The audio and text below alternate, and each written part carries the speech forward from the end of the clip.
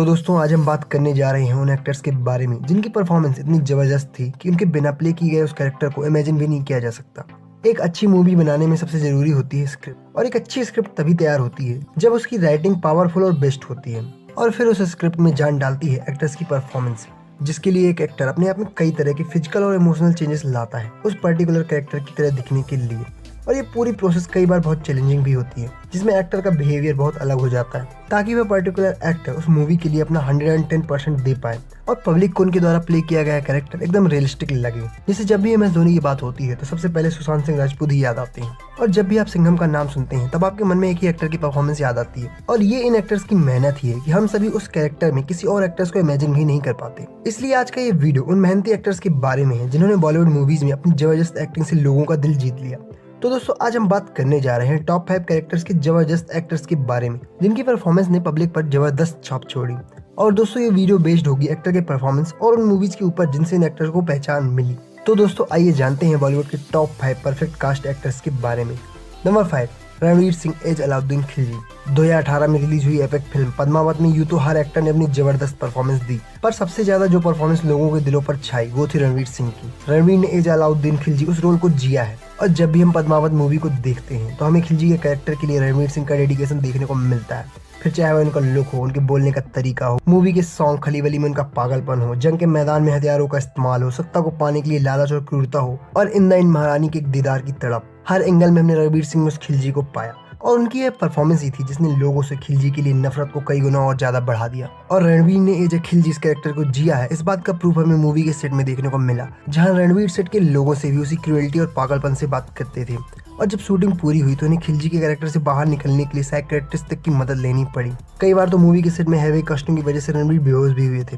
और उनका ये डेडिकेशन और पागलपन ही था जिसने अलाउद्दीन खिलजी जैसे क्रूर और निर्दयी सुल्तान के कैरेक्टर में जान डाल दी। ये जंग 2 सूलों से लड़ी होती, अलाउद्दीन जंग का एक ही उसूल है जी। नंबर 4, संजय दत्त एज कांचा चीना। 90s के खलनायक से लेकर KGF चैप्टर 2 के अधीरा तक संजय दत्त ने कई विलेनियस कैरेक्टर को प्ले किया है, और ये सभी कैरेक्टर बहुत ही इम्पैक्टफुल भी थे। पर कहीं ना कहीं अग्निपथ के कांचा चीना को हम अभी तक नहीं भूले।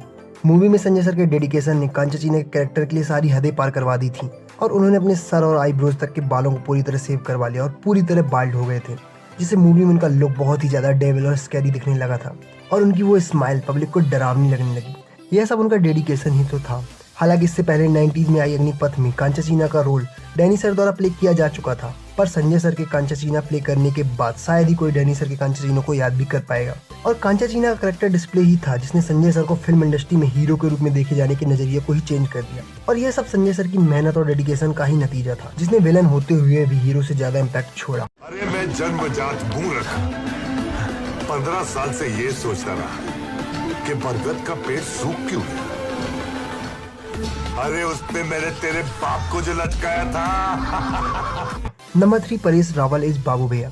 90s में मामा ठाकुर के कैरेक्टर से लेकर वेलकम में झुमरू सूट के कैरेक्टर तक परेश रावल सर ने कई सारे आइकॉनिक रोल प्ले किए हैं, फिर चाहे वह भागम भाग के चंपक लाल हो या ओ माय गॉड के कांची लाल जी मेहता। लेकिन जो पहचान और प्यार उन्हें बाबू भैया के रोल में मिला शायद ही किसी और रोल के लिए मिला होगा। और ये सब परेश रावल सर की मेहनत और डेडिकेशन का ही रिजल्ट था कि आज भी लोग उन्हें एक बार फिर बाबू राव गणपत राव आप्टे के किरदार में देखना चाहते हैं, और शायद जल्दी फैंस का ये इंतजार खत्म भी हो।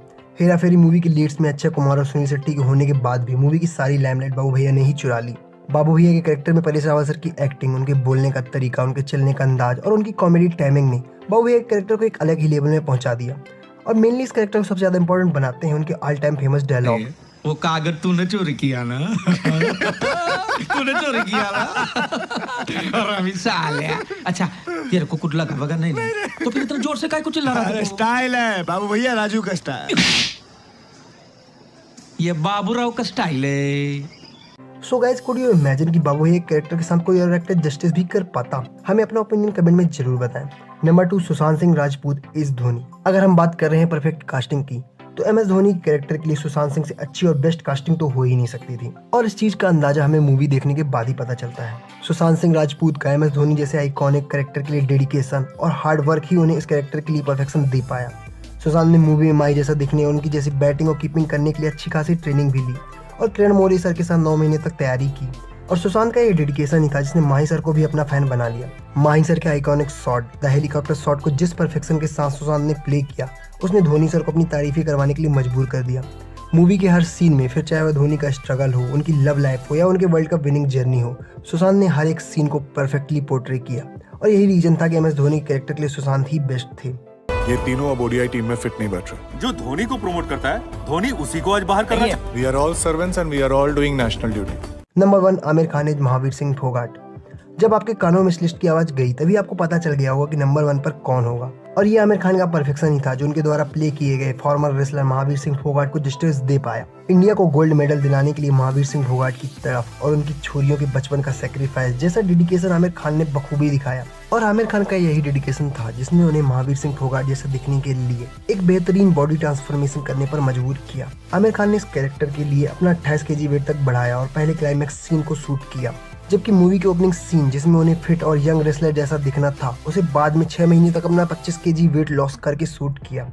यहाँ तक कि आमिर खान इस मूवी के लिए इतना डेडिकेटेड थे कि उन्होंने इस मूवी के लिए हरियाणवी तक सीखी और तब तक शूटिंग स्टार्ट भी नहीं की जब तक अदर एक्टर्स के परफॉर्मेंस में रेसलिंग उनका प्रोफेशन न लगने लगे। और ये आमिर खान की कड़ी मेहनत और अपने कैरेक्टर के साथ जस्टिस ही था जिसने 70 करोड़ के बजट में बनी मूवी को वर्ल्ड वाइड 2000 करोड़ प्लस से ज्यादा का बिजनेस करवाया। हालांकि बॉलीवुड में आमिर खान अपने इन्हीं कैरेक्टर डेवलपमेंट के कारण मिस्टर परफेक्टनेस के नाम से भी जाने जाते हैं, फिर चाहे वो उनका गजनी का रोल हो या पीके का। तो सिर्फ छोरे करें। हमारी चोरियां चोरों से कम है के? तो दोस्तों ये थी लिस्ट उन कैरेक्टर के जबरदस्त एक्टर्स की जिनकी जगह कोई नहीं ले सकता। अभी इस लिस्ट के और भी पार्ट आने बाकी हैं। अभी कबीर सिंह, हम दबंग और ताना जैसे परफॉर्मेंस बाकी हैं जिनको हम नेक्स्ट पार्ट में कवर करेंगे। तो उसके लिए चैनल को सब्सक्राइब जरूर कर लें और बेल आइकन को भी प्रेस कर लें। और आपको किस एक्टर द्वारा प्ले किया गया रोल सबसे अच्छा लगा हमें कमेंट में जरूर बताएं। और साथ ही दोस्तों अगर आपको वीडियो अच्छी लगे तो वीडियो को एक लाइक जरूर करें। मिलते हैं इसी तरह के एक नए कंटेंट के साथ, तब तक के लिए keep watching and keep smiling on your face.